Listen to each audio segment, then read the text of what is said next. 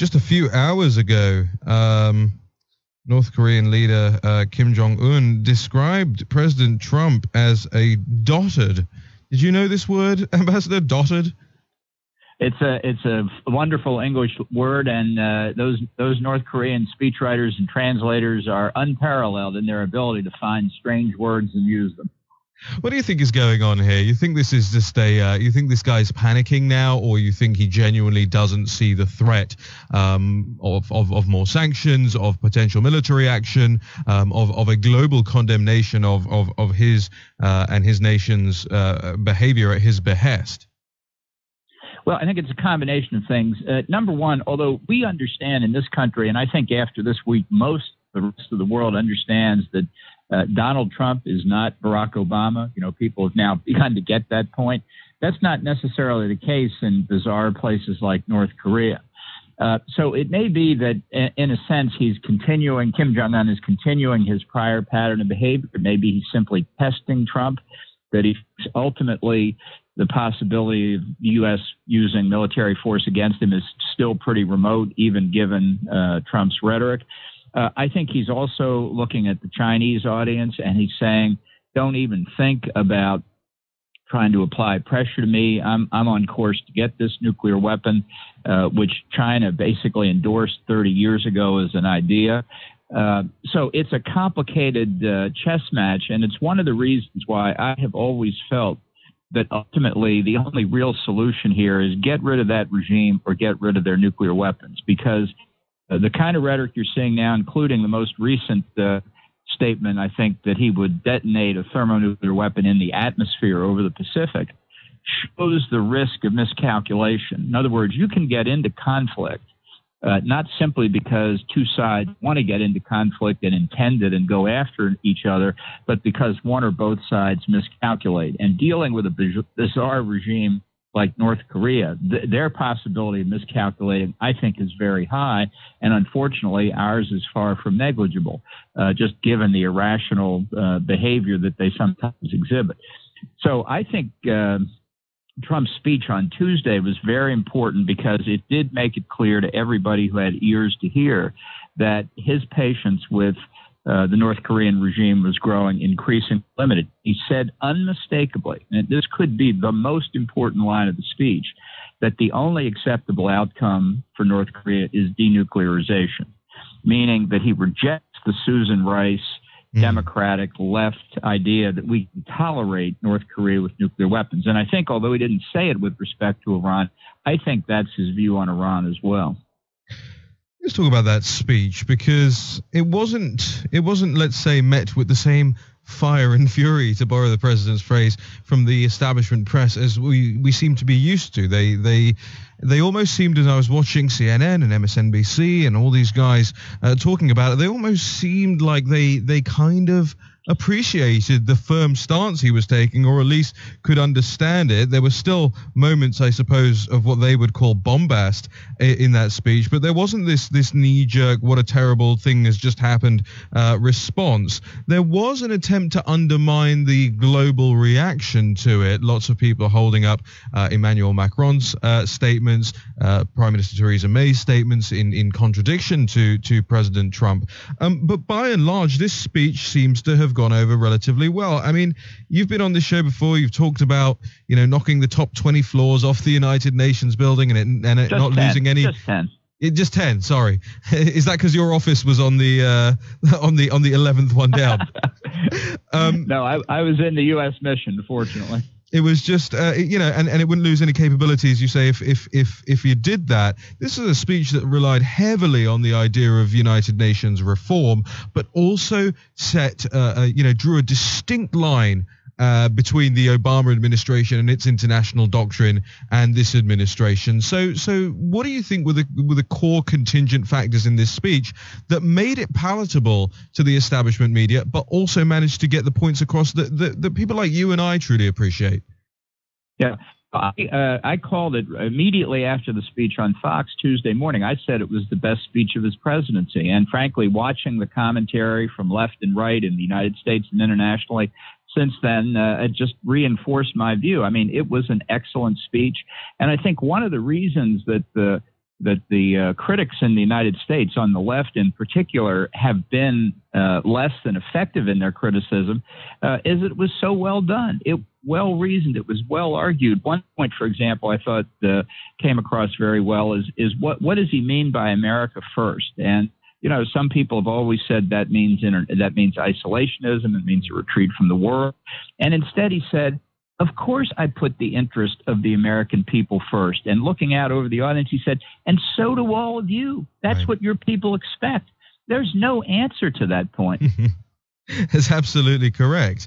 The comments about North Korea in this speech seem to have rattled Kim Jong-un. I mean, he's given, I think this is the first full statement under his name, and it is a very, very long statement as well. I mean, for him, it's a very, very long statement as well. Do you think this is because the Chinese, I think it was reported just yesterday, have said that they are going to stop business with North Korea as well now? The noose is tightening around this dictator's neck.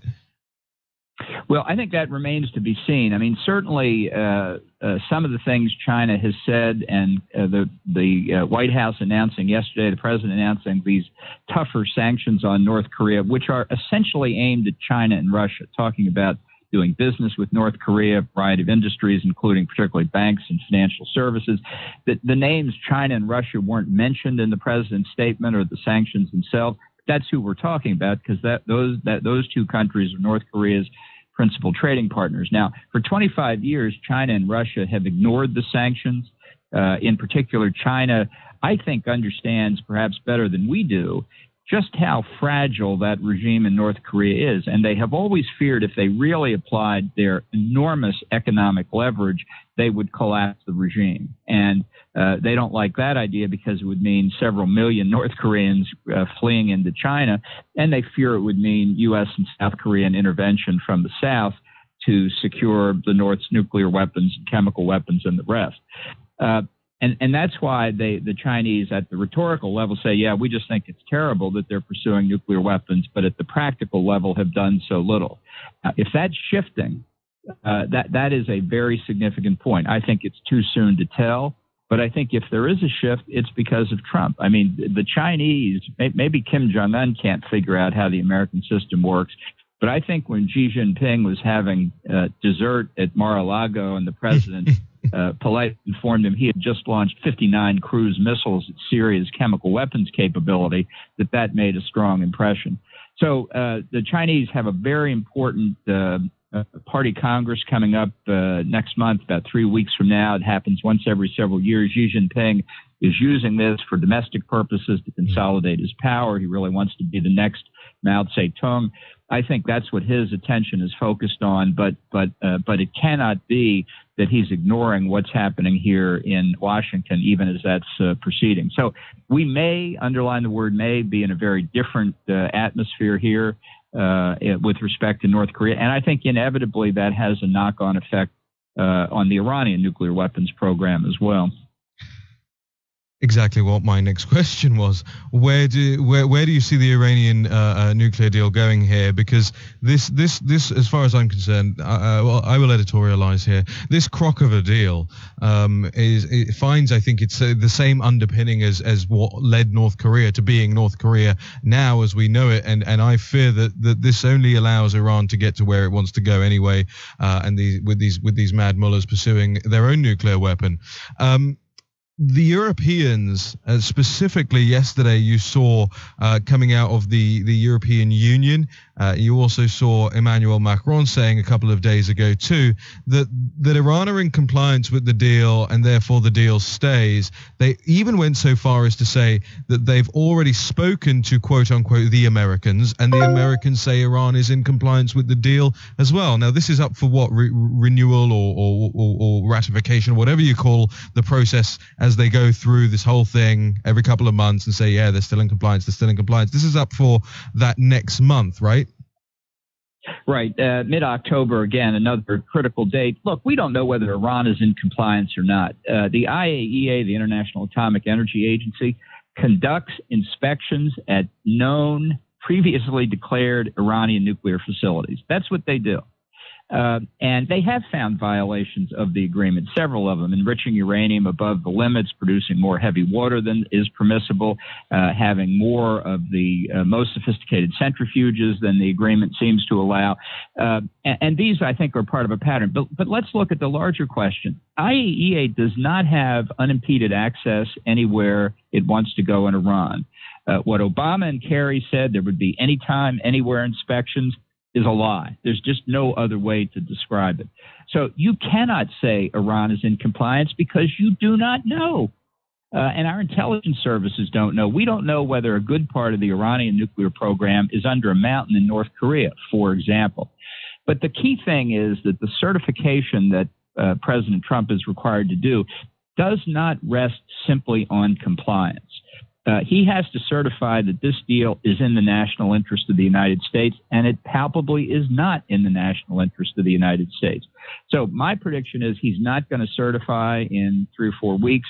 The real question, though, is whether he gets out of the deal entirely. The State Department and many of its allies are just obsessed with the idea of staying in the deal. So even though the president on Tuesday, again, described it as the worst diplomatic deal in history, described it as an embarrassment to the United States, these people want to stay in the deal. I reject that.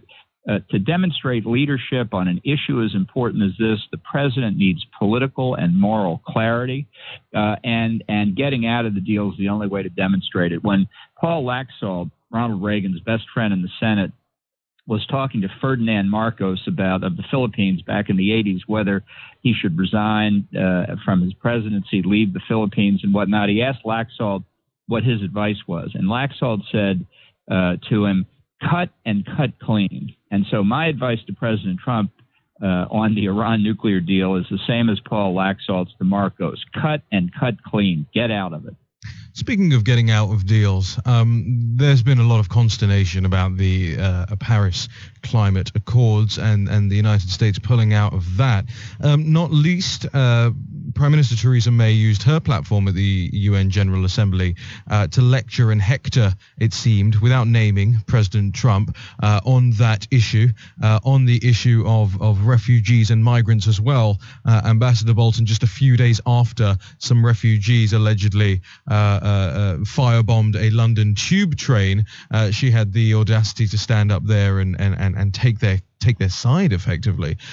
2 questions resulting as of that. Do you think the United States will stay out, as it has indicated, of the Paris Accords? And maybe 3 questions, actually. Why is it such a big deal to international leaders? And then just as a corollary to that, from my own interest, because Theresa May is giving her big Brexit speech today in Florence, what level of stupidity does one have to insult the main partner you will need in a post-Brexit world, the main trading partner you will need in a post-Brexit world, up there on the UN General Assembly stage, to insult President Trump, to insult the United States policy, when in a couple of years' time you're going to be knocking at their door saying, can we please have an open trade deal?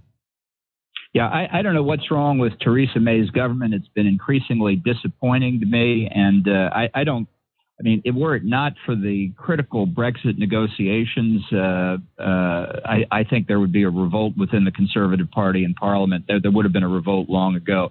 The Paris Accord, the best reason to stay in the Paris Accords is that it's silly and meaningless. And in fact, that was the argument that many people made why we should stay in, because we can set whatever emissions target we want. That's what makes this deal seemingly so ridiculous. So if Trump wanted to reduce our emissions targets, the cuts in emissions, to 1/10 of what Obama said, we could probably do that. The real problem with the Paris Accord is that it's just one more desperate step by the global governance crowd that wants to remove decision-making from sovereign nations, the kind of decision-making Trump talked about on Tuesday, and put it in supranational institutions like their favorite, the European Union. And so they failed at Kyoto. They failed at Copenhagen. They had to have a quote-unquote win. That's what Paris was. They had an agreement that doesn't mean anything, and they view that as a step forward in the way that leftists tend to do, because having had that win, maybe the 4th effort at an agreement can get you back to something that's actually binding. That's what they really want. So I think it's important for Trump to break the string. Even President George W. Bush wouldn't pull out of Kyoto formally. I think it's important to get out of this Paris Accord. We'll set our own environmental policy. We'll have a democratic debate in this country. We don't need 120 other countries to tell us what our climate policy ought to be. Quite right. Ambassador John Bolton, thank you so much for joining us here on Breitbart News Daily. Glad with you.